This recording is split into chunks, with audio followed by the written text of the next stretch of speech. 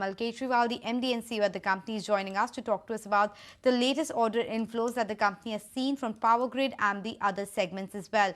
Hi, Mr. Kejriwal. Very good morning. Hope you're doing well. Just wanted to begin by understanding from you.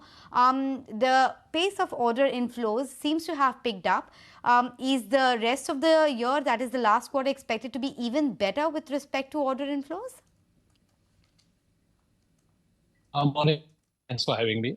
So, Anisha, our order target has been around 25,000 crores, and we have now touched around 16,300. So, the balance, roughly around 9,000 crores, should be coming in Q4 or from now onwards till Q4. We already have an L1 of around 6,500. So, I do expect that Q4 would be better. All right, expecting Q4 to be better. Very good morning to you, Mr. Kejriwal. The shareholders are joining in the conversation. And given the fact that you're expecting Q4 to be better when you talk about the order inflow for your company, let me ask you about your revenue growth, because earlier you said you're expecting about 15% revenue growth to reach about 23,000 revenues in FY25. Is that number still intact, or are you expecting to surpass that level, given the fact that if you're seeing some sort of an optimism come in the market? Well, I think I will still stick to that number because these orders will still take some time for them to be converted into, revenue. So 15% at 20,000, I think is a good target.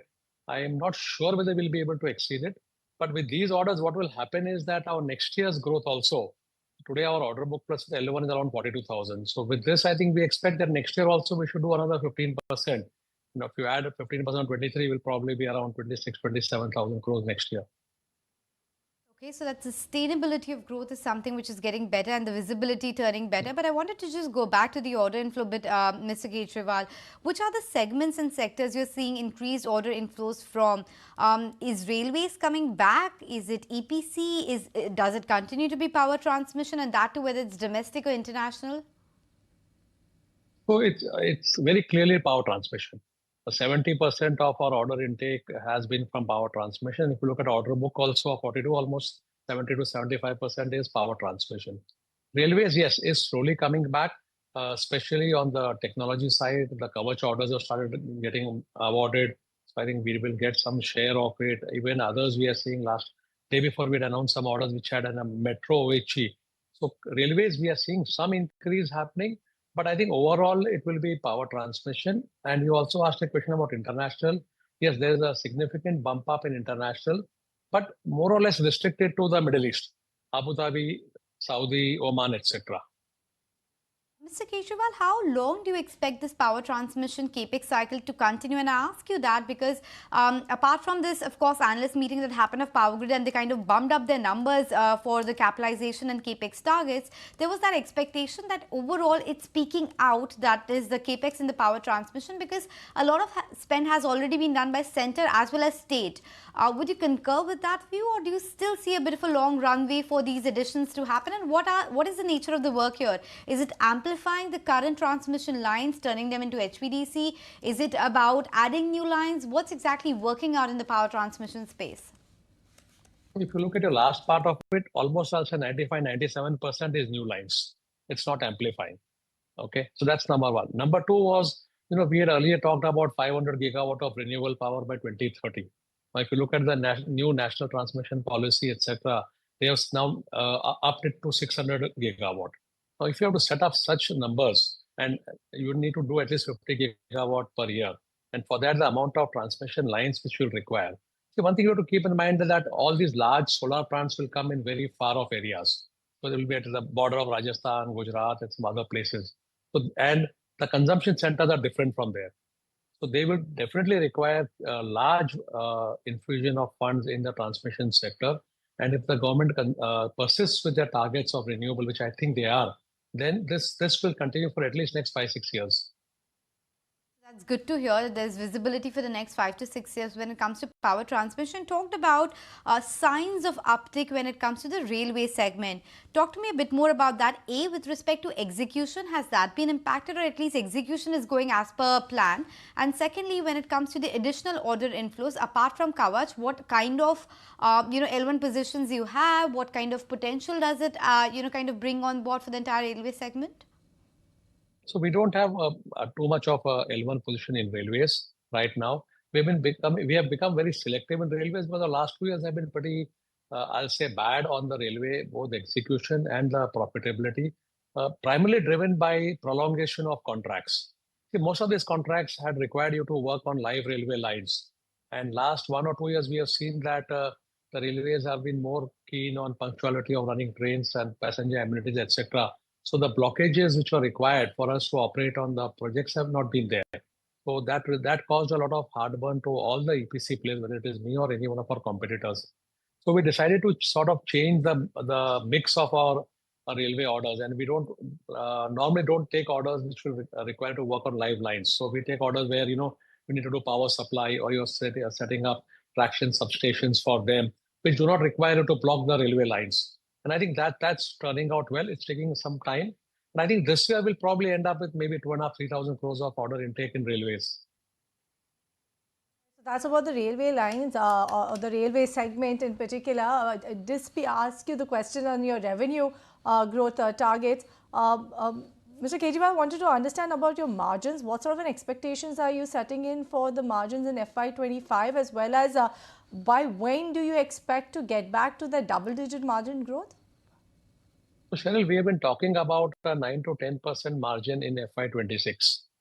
So whether it would be 9 or 10, difficult to predict today, but it would be closer to 10, I think, or that's our hope. We hope that we'll touch 10, but 9 to 10 is definitely a target which we have set out for ourselves in FY26. FY25, we have maintained that by exit, we should be around 9 to 10%. That's how we'll be 9 to 10 in FY26. For FY25, we have been talking about 7.5%. I'm hoping that we will be able to meet the target of 7.5 for the whole year. Okay, so the exit rate is expected to be close to 9 to 10%, and then FY26 should just build on to that. But Mr. Kejriwal, what's the expectation of the exit rate when it comes to working capital days? Is that holding steady, or there is some problem emanating from that segment? So working capital is always a problem during the mid of the year. Typically, we have seen that the working capital comes down towards the end of the year. And we do expect that, we will bring down our working capital when we close the year. We also had a small QIP of close to 100 million, so that would also help us in reducing debt. What we expect is that our interest rate, also what I say, interest cost to revenue, will be below 3. Last year, we were at, I think, 3.3 or 3.4% of revenue. This year, we are targeting to be at around 2.5%. The high Indian interest rate is not helping, but I think with the Fed cutting rates, I think our overseas borrowing costs will start coming down.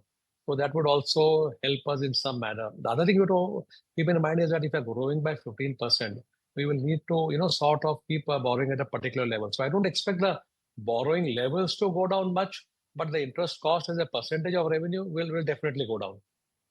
Right. Let me get back to your segmentals, actually, your business segments. And I wanted to understand about solar segment, because now that seems to be the buzzword, isn't it, Mr. Kejriwal, when you talk about solar segment? How is the bid pipeline looking over there? And also, are you bidding aggressively in that segment? So, Cheryl, what we do is we do EPC of solar. So right now we are doing 2 large projects, both above 600 megawatt. We have been bidding, I'll not say aggressively, because the competition is not much. I think what is happening is that we have been staying away from bids where we need to provide the solar panels. But there's a huge volatility in the pricing of solar panels. So as a company, I think we have sort of taken a decision that we'll only bid where the panels are not in our scope, which in a way limits our bid pipeline. But there is more than enough for us to get what we want to get. Right. So that's actually kind of comforting, and in fact very optimistic when you talk about it. You did speak about the international market. You did speak about a lot of orders actually coming in from the Middle Eastern market. What about the other geographies? What sort of an update you have from that region, at least the United States? So United States is actually doing very well. We have a couple of large orders which we are executing. We have bid for a few more, which I think are right now a little bit slow because with the change in the regime, I think people want to wait and see what would be President Trump's say on infrastructure build. But I think with the pipeline which we are seeing there is very large. Also, we have a factory in Mexico, and after the new president has come in, we are seeing a lot of tenders being issued in Mexico. So I think on North America, we are very positive, both US and Mexico. US and Mexico is also doing well. Thanks, Mr. Kejriwal, for making time and speaking with us, and hopefully chat with you soon and get an update as to how Q4 is panning out. Thank you, Anisha. Thanks for having me. Thank you.